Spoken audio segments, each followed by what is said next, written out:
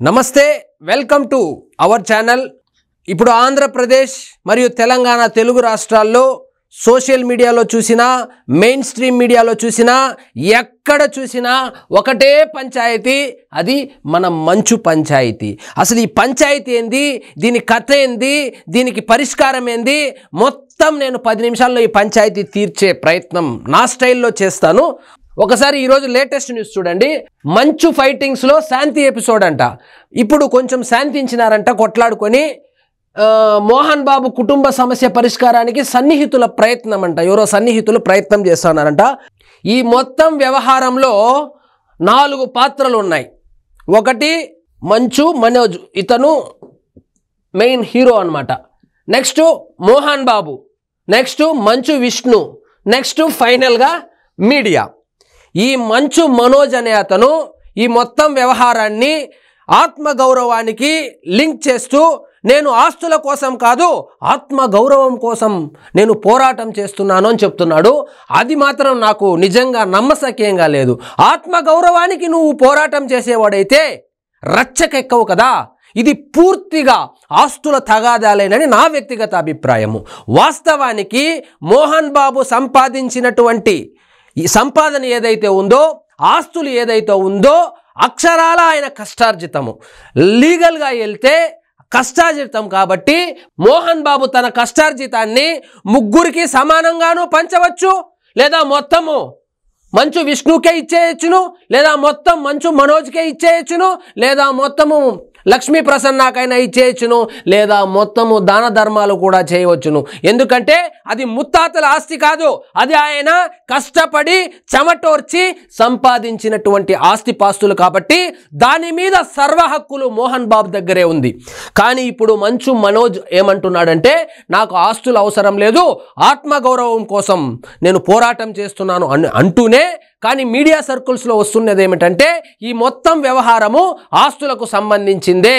ఆస్తులు మొత్తము majority share మంచు విష్ణునే ఎంజాయ్ చేస్తున్నాడు, మంచు మనోజ్ని పక్కన పెట్టారు అనేది వీళ్ళ యొక్క వాదన। వాస్తవంగా మంచు మనోజ్ కనుక లౌక్యంగా వెళ్ళి మంచు విష్ణువుని ఫాలో అయ్యి, మాటకు ముందు ఒక నాన్నగారు, మాట తరువాత ఒక నాన్నగారు, నాన్నగారు నాన్నగారు అని చెప్పి మచ్చిక చేసుకొని ఆస్తులు రాయించుకోవడం పోయి ఇలా బజారుకెక్కి గొడవ పడితే మంచు మనోజ్కి అర్ధ పైసా కూడా ఆస్తి రాదు। నెంబర్ 2, ఆస్తులు లేకుండా జీరో అయిపోతే ఇతన్ని కనీసము ఇంట్లో వాళ్ళు కూడా పట్టించుకోరు। మిత్రులు అంటున్నారు, మిత్రులు ఏర్పడింది నువ్వు మోహన్ బాబు కొడుకు అని, మిత్రులు ఏర్పడింది నీ దగ్గర బ్యాక్గ్రౌండ్ ఉంది అని, అంతేగాని నిన్ను చూసి ఎవరు రారు ఈ కాలంలో మనోజ్। కాబట్టి లౌక్యంగా ఆలోచించి సామరస్యంగా పరిష్కరించుకుంటేనే నీకు న్యాయం జరుగుతుంది, లేదా కేవలం ఆత్మగౌరవమే అనుకుంటే ఆత్మగౌరవం కోసం రచ్చకెక్కి మీ నాన్నగారికి ఉన్న రెప్యుటేషన్ పోగొట్టడము ఎంతవరకు న్యాయమో నువ్వే ఆలోచించుకోవాలి। నెక్స్ట్ ఇంకొక పాత్రధారి మోహన్ బాబు। మోహన్ బాబు మైక్ ఇస్తే బేసిక్గా ఆయన లెక్చరర్ అంట, బాగా లెక్చర్ ఇస్తాడు।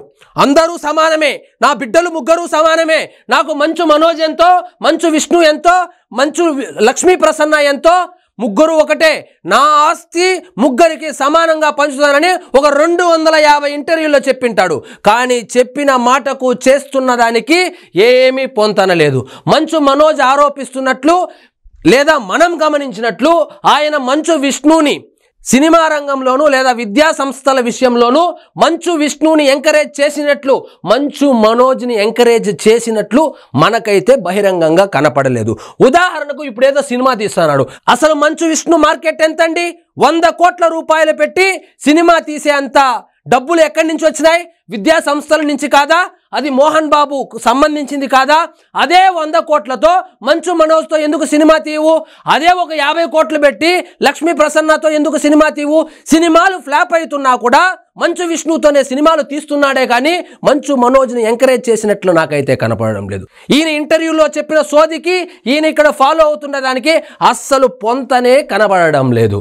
కానీ ఒక తండ్రిగా, సమాజంలో గుర్తింపు ఉన్నటువంటి ఒక పెద్ద మనిషిగా, ఒక భార్యకు పుట్టినటువంటి సంతానాన్ని మాత్రమే ఎంకరేజ్ చేస్తూ రెండో భార్యకు సంబంధించినటువంటి సంతానమైనటువంటి మంచు మనోజ్ని పక్కన పెడితే సమాజానికి ఏం మెసేజ్ ఇచ్చినట్లవుతుందో ఈ పెద్ద మనిషి అయినటువంటి మోహన్ బాబు ఒక్కసారి ఆత్మ పరిశీలన చేసుకోవాల్సి ఉంది.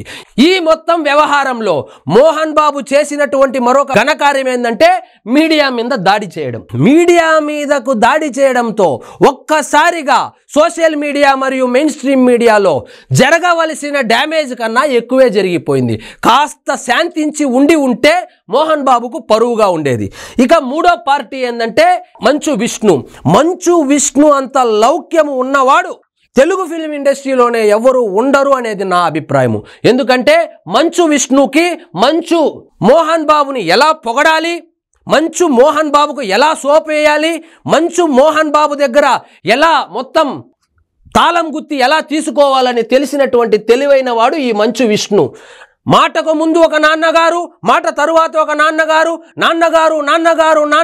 లెజెండ్ అని పొగిడి మోహన్ బాబు దగ్గర ఉన్నటువంటి జ్యూస్ మొత్తం పిండేశాడు ఈ మంచు విష్ణు. ఇప్పుడు మీడియా సర్కిల్స్లో వస్తున్నటువంటి కథనం ప్రకారము విద్యా సంస్థలకు సంబంధించినటువంటి pin to pin under control of mister Manchu Vishnu. అదే కాకుండా ఆర్థిక వ్యవహారాలు ఏవైతే ఉన్నాయో మొత్తం ఈ మంచు విష్ణునే చూస్తున్నాడు. మంచు మనోజ్ని దాదాపుగా పక్కన పెట్టేసినట్లే మీడియా సర్కిల్స్లో వినిపిస్తున్న కథనాలు. దానికి కారణం ఏం చెప్తున్నారు? ప్రేమ పెళ్లి అని చెప్తున్నారు. ఇది ప్రేమ పెళ్లి వల్లనో ఆత్మగౌరవం వల్లనో వచ్చిందైతే కాదు. కేవలము మోహన్ బాబుకు సంబంధించినటువంటి ఆస్తిపాస్తులను మొత్తాన్ని గంపగుత్తగా ఈయన హ్యాండ్ ఓవర్లోకి వచ్చేయడంతో దాన్ని చూసి ఎక్కడ చేజారిపోతుందని మంచు మనోజు ఇప్పుడు అటాక్ ప్లాన్ చేసినట్లు ఉంది. ఇదంతా ఒక ఎత్తు అయితే మీడియా ఈ మొత్తం ఎపిసోడ్లో హైలైట్ అయింది మీడియా. ఈ మీడియా మీద దాడిని సోషల్ మీడియా వేదికగా నెటిజన్లు మంచే జరిగింది, మోహన్ బాబు మంచి పనే చేశాడు, అయినా కుటుంబ వ్యవహారాల్లోకి కుటుంబ కలహాల్లోకి కెమెరా తీసుకుని ఎవరు వెళ్ళమన్నారు, మోహన్ బాబు చేసింది నిజంగానే మంచి పని అనే పొగడ్తలతో ముంచెత్తుతున్నారు. కానీ మీడియా మీద దాడి చేయడం అనేది నిజంగా ప్రతి ఒక్కరూ ఖండించవలసిన విషయమే. కానీ మితిమీరిన అత్యుత్సాహంతో ఈ టీఆర్పీ రేటింగ్ల కోసం మంచు మనోజ్ పిలిచాడు, మేము వెళ్ళాము అంటే మంచు మనోజ్ పిలిచాడు అంటే మోహన్ బాబు బెడ్రూమ్ లో కూడా వెళ్తారా మీరు? కాబట్టి ఆయనకి కోపం రావడము సహజము, మీకు దెబ్బలు పడడం కూడా సహజమే.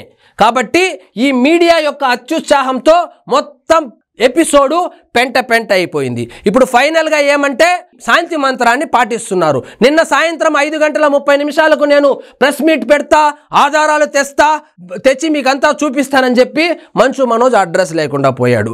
సో మీడియా వాళ్ళు ఇస్తాడు చూపిద్దాము, టీఆర్పీలు పెంచుకుందామని చెప్పి ఆశపడినటువంటి వాళ్లకు ఆశాభంగమే ఎదురైంది.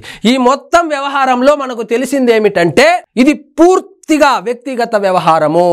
ఈ వ్యక్తిగత వ్యవహారాన్ని ఇలా బెదిరిస్తే ఏమైనా ఆస్తులు వస్తుందని మంచు మనోజ్ అనుకున్నాడో, లేదా ఇదే కరెక్ట్ టైము కొంచెం రప్చర్ చేసి మొత్తం మంచు విష్ణుకే ఇచ్చేద్దామని అనుకున్నాడో, లేకపోతే మంచు విష్ణు జరిగేదేదో జరిగింది ఇంకా బ్యాడ్ చేసేస్తే నాన్నగారు ఇంకా ఆయనకి ఏమి ఇవ్వడు, అంతా మనకే వచ్చేస్తుందని ఈయన అనుకున్నాడో తెలియదు. మధ్యలో బుక్ అయి దెబ్బలు తినింది మాత్రం మీడియా వాళ్ళే. కాబట్టి ఫైనల్గా చెప్పేదేమంటే ఈ మంచు పంచాయతీలో పైసా మ్యాటర్ లేదు, మొత్తం అది వాళ్ళ వ్యక్తిగత కుటుంబ తగాదాలు. వాళ్ళు మళ్ళీ కలుస్తారు, వాళ్ళ కోసం మిగతా వాళ్ళు గుడ్డలు చించుకుంటే ₹1 కూడా లాభం లేదు. ఇక ఫైనల్ గా ఈ మొత్తం వ్యవహారంలో మోహన్ బాబుకు ఆదరణ కరువైందనే చెప్పవచ్చు. ఇప్పుడు 3 వర్గాలుగా తీసుకుంటే ఒకవైపు తెలుగుదేశం పార్టీ కార్యకర్తలు కనీసం స్పందించడం కూడా లేదు, ఇంకా కావాలంటే ట్రోల్ చేస్తున్నారు. ఎందుకంటే అప్పట్లో ఫీజు రియంబర్స్మెంట్ అని చంద్రబాబు నాయుడు ప్రభుత్వం అప్పుడు రోడ్లో పడుకొని నిరసన చేసి నానా హంగామా చేశాడు.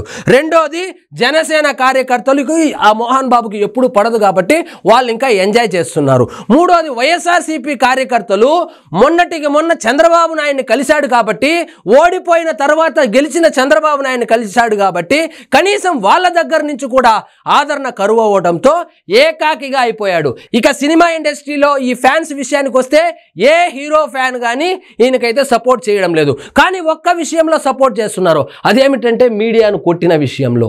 ఒక మీడియాను కొట్టి హీరో అయ్యాడు మోహన్ బాబు, కుటుంబ వ్యవహారాల దృష్ట్యా మాత్రము విలన్ అయ్యాడనే చెప్పవచ్చు. ఇదండి ఈరోజు మన టాపిక్. మీకు ఈ వీడియో నచ్చినట్లయితే లైక్ చేయండి, షేర్ చేయండి, ఛానల్ మాత్రం సబ్స్క్రైబ్ చేసుకోవడం మర్చిపోవద్దు. జై హింద్.